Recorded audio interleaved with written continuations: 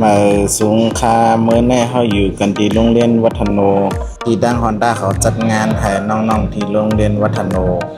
เพื่อให้รู้จักการขับขี่ปลอดภัยในคณะภายในงานก็จะมีกิจกรรมให้น้องๆเขาเล่นกันนำว่าจะเป็นฝึกขับรถมีของรางวัลจับรางวัล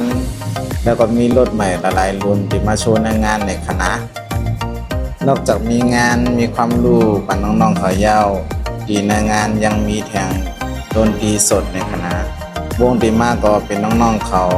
ได้ใจในคณะวนมาปุ๊บก็นาเดรู้จักวงในอยู่ในคณะ